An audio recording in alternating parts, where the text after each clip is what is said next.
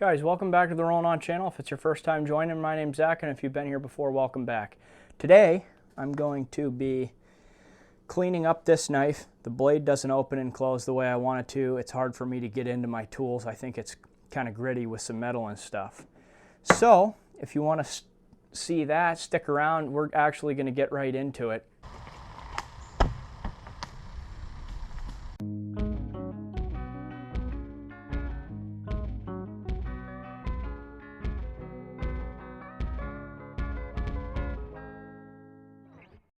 If you want to skip ahead to when I clean up this knife, disassemble it, put it back together, all that good stuff, you can go to this magic number and get right into it. But I figured this would be a good opportunity to share with you the knives I've collected over the years.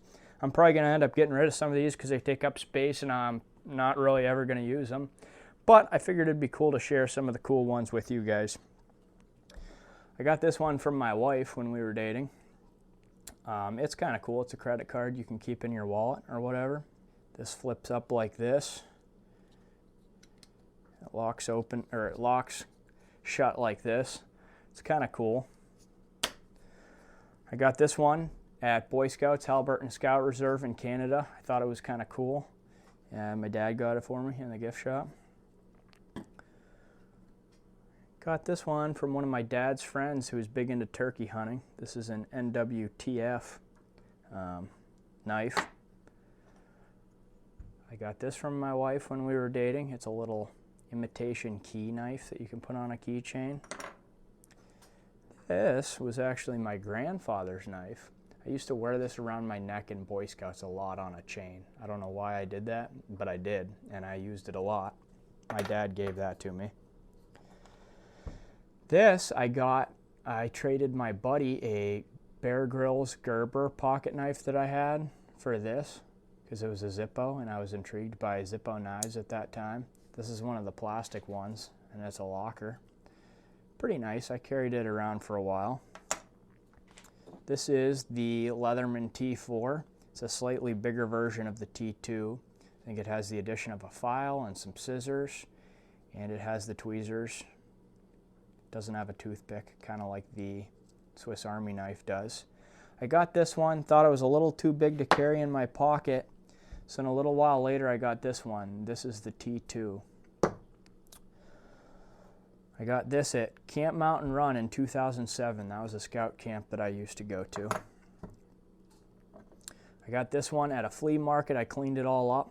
Pretty sure this is solid brass. This is some nice walnut. I remember I cleaned this all up with a Dremel tool and I oiled the wood and everything. It was a fun little project I did probably when I was in high school sometime.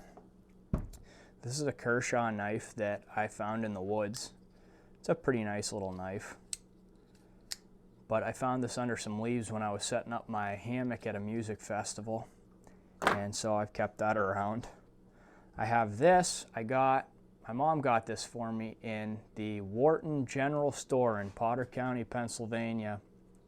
I saw it in this little case. This guy had like some knives and a bunch of fishing stuff in the back of this little general store. This thing was 63 bucks in probably like 2010. So it was pretty expensive, but these Kershaw Ken Onions, I like this because it's made in the USA.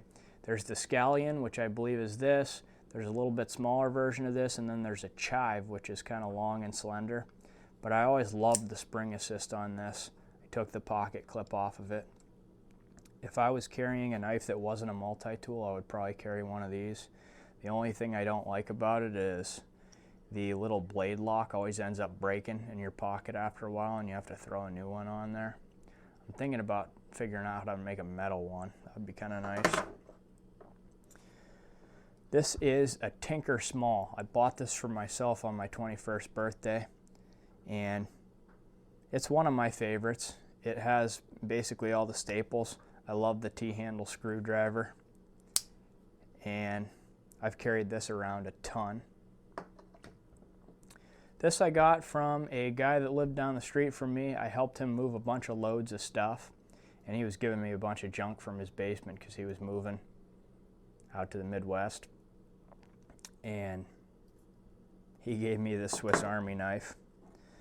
This came from my dad. This is a case knife. Actually made in Bradford, PA. I'm in Erie.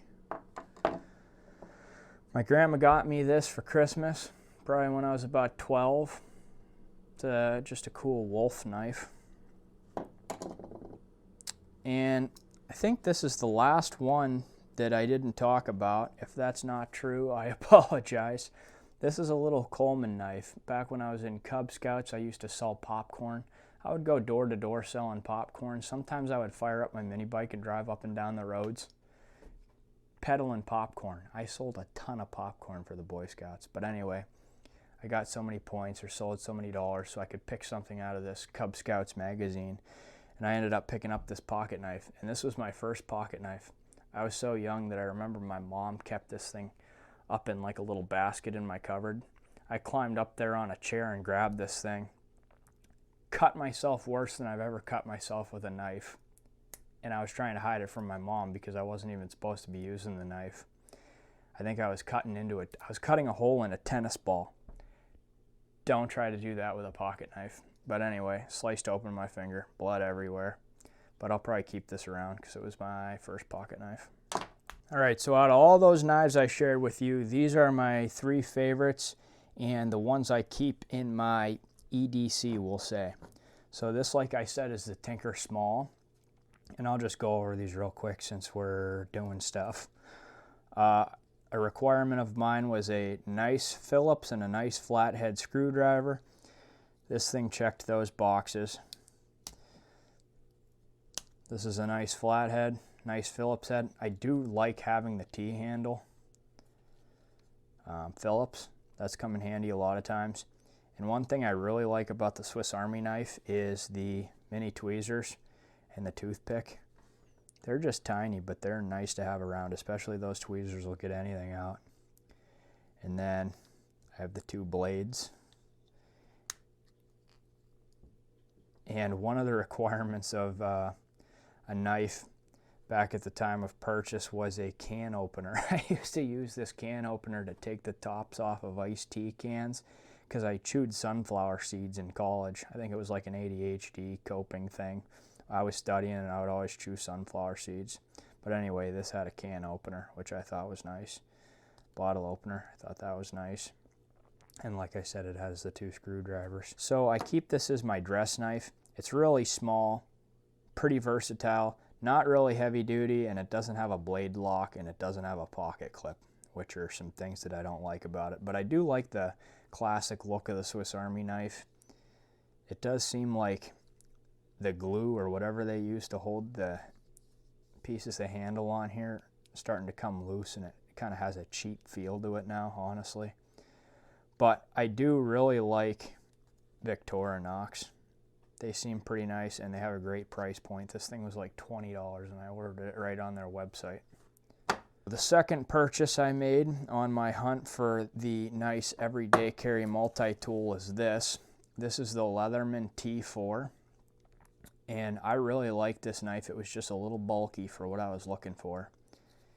It has the tweezers, which are very similar to the Victorinox, and they really come in handy. It has a really nice fixed blade, which I really like fixed blade, and it is really sturdy knife. And on top of that, they have this thing, which is called their pry tool. And all these tools lock out, which makes them really useful. So I use this thing for all kinds of stuff. Opening paint cans, really hard screws, prying stuff. This thing is solid and it's nice to have. And there's a file on here. And then on this side, it has an awl, which I don't really use very often. The scissors come in handy quite a bit. Not enough to justify having them in your pocket when you have a knife. But this Phillips head screwdriver is nice. Nice and thick. It fits a lot of different screw heads. And it's a little bit bigger than some of the screwdrivers you see on other tools. And the bottle opener is really nice also. But like I said, it's just a little bit too big. This is my favorite pocket knife, and I don't spend a ton of time looking for pocket knives, but I spent quite a fair bit of time looking for knives, and this is the one. Things that I lend to people or I use a lot, I like to put my phone number and my name on, just because I end up leaving them on pallets at work, laying around different places or on someone's workbench or whatever, and then I never get it back. So I did that. But Leatherman T2, this is about 60 bucks, $30 for the clip, so about $90 in total, and I've carried this every day for years, so it's definitely worth it. All stainless steel, super heavy, locking blade. The only thing that this one doesn't have that the bigger one does is the tweezers, the file, and the scissors. It comes as a way slimmer package and way less heavy in your pocket, which is nice. And I'm just going to take it apart and clean out the joints and stuff in here, because over the years it has become I almost can't get any of the tools out, whereas this one, the tools just come flying out with my finger, and I can pretty much do it one-handed. So if I have my hands occupied, I can grab what I need basically. But this one has become a two-hander and kind of an ordeal to get any of the tools out, honestly.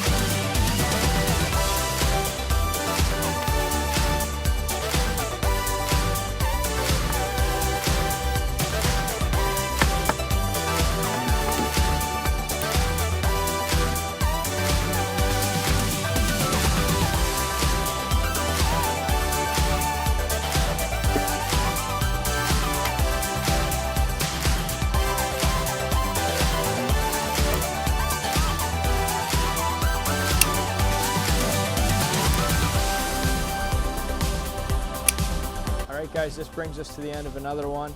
The Leatherman T2 is smooth as butter again. I'll probably throw some ballast oil in the joints and we'll be off to the races. If you enjoyed this video, please subscribe to the channel. Guys, I can see that about 1% of the people that watch my videos are actually subscribed to my channel. If you enjoyed the video, please do me a huge favor and subscribe to the channel. It really helps me out a lot. It doesn't cost you a cent. Just hit the subscribe button, hit the like button, and then you'll see more of my videos whenever they come out. Usually once a week for long videos, and when I'm on a spurt, I usually do about 3 shorts a week.